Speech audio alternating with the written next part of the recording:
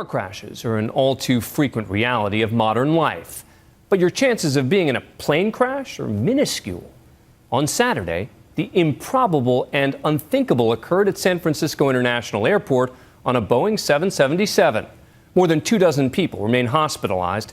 And tonight, ABC's David Wright takes us inside how this could have happened and the tiny flight attendant who saved lives by carrying passengers twice her size off the plane during the crash landing in San Francisco.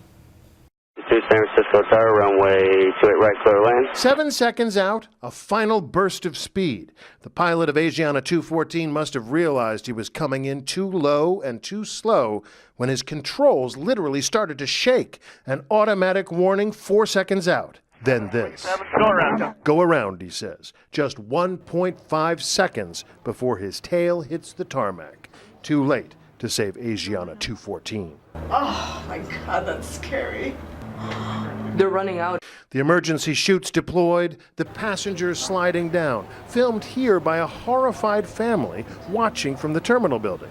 Everybody's just running.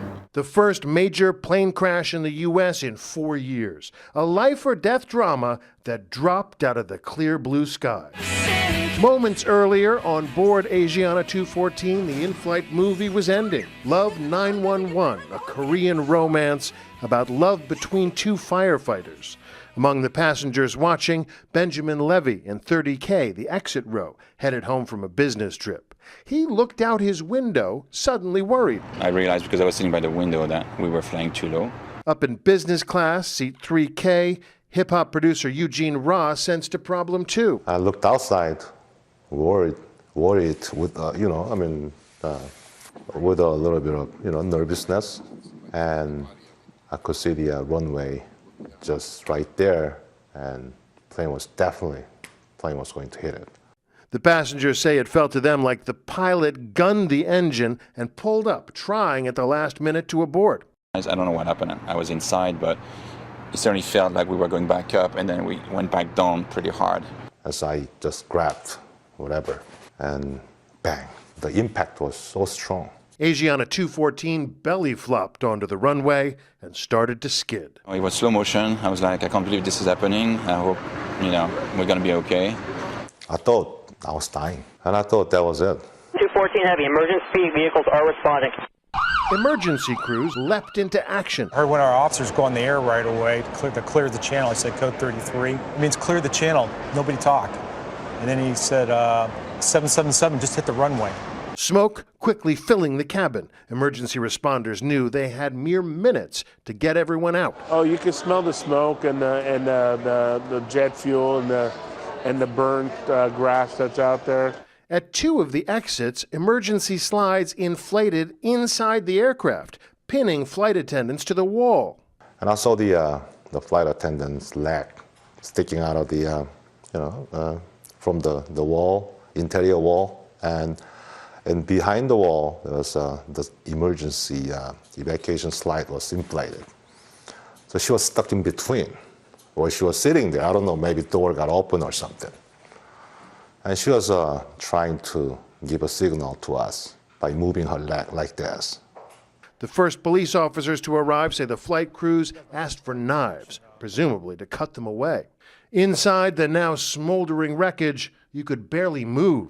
I could smell fuel in the air, and it was just a big mess. It was like a tornado went through the thing, and the overhead luggage racks were down on the ground. Everything was shattered. You couldn't find a walking pathway on the plane at all. It looked like somebody just tore the whole place apart inside. Out of 307 souls on board, including passengers and crew, all but 2 survived, an astonishing number. The 2 who died, Chinese teenagers on their way to Christian summer camp, their parents obviously heartbroken. Tragically, it's possible that one of the 2 girls may have survived the plane crash, only to be run over by a fire truck rushing to the scene. What you may not know is, was this person alive or dead when the truck came in contact with them? That's correct. Today, the National Transportation Safety Board confirmed investigators are reviewing videotapes and consulting with the San Francisco coroner to determine exactly what happened. So we want to make sure that we have all the facts before we reach any conclusions. It is, however, remarkable there weren't more deaths. But it's worth noting that safety experts say the chance you'll die in your next scheduled flight are about 45 million to 1. And the tragedy aboard Asiana 214 demonstrates that even severe plane crashes are survivable events. Statistics show that 95% of people survive. In this case, 99%. The Discovery Channel recently conducted a dramatic experiment to understand why, purposely crashing this 727, the pilots abandoning ship in midair, Jumpers away. leaving a bunch of crash test dummies, cameras, and computers to record what happened next. The findings? That bracing yourself for impact does make a difference, I suspect this one may have a concussion and that one may have a broken leg. minimizing the chance you'll get knocked out, or worse. Indeed, many of the injuries aboard Flight 214 are from concussive trauma. One of the patients we talked to said that the seats in front of her all collapsed and came at her. She was sitting in her seat, and that's how she got her injuries. So what exactly happened on Asiana 214? The National Transportation Safety Board is now investigating that. The crucial flight data and cockpit voice recorders already being reviewed at the NTSB lab in Washington. For its part, Asiana has already ruled out any problems with the aircraft, and company officials insist the pilot was a veteran with more than 10,000 hours of flight experience, much of it on 747s. But he was just being trained on the 777, only 43 hours at the helm of this particular aircraft. In fact, it was his first time landing a 777 in San Francisco. It would be a mistake for any of us to say that, well, somebody has only 40 hours in this new type of airplane, but he's been flying big, heavy turbojets for a long time. That means he really isn't up to snuff, because they would never have turned him loose unless he had finished all the training courses and all the check rides. Why it happened and who or what is to blame is now the focus of the safety investigation. And even if human error was a factor, the fact that 99% of the passengers survived will surely count in the pilot's and the airline's favor.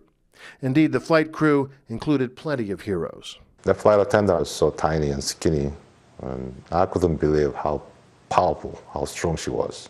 She was carrying people twice as big as her, and helping other flight attendants, and even outside the plane. After she got up the plane, she was running around the plane without any fear, just trying to help. 40-year-old Yun-hee Lee, injured herself, was the last person to leave the airplane.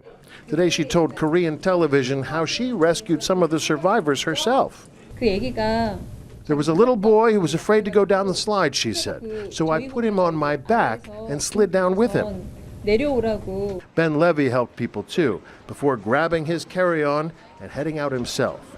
In it, his mobile phone. He immediately called his wife. I took my phone out and I basically called her right away and said, look, I've been in a crash. I told her I'm fine. And then there's been an accident, but I'm okay. So I'll talk to you later. Eugene Ra can't believe he's still here. To be honest with you, I still can't believe. I still can't believe that I'm back alive. Last night I tried to get some sleep, close my eyes, and every time when I close my eyes, I kind of go back to the same spot, like the plane was, hitting the ground. I can't get rid of it. It was too strong. A moment that he and so many others here will never forget. I'm David Wright for Nightline in San Francisco.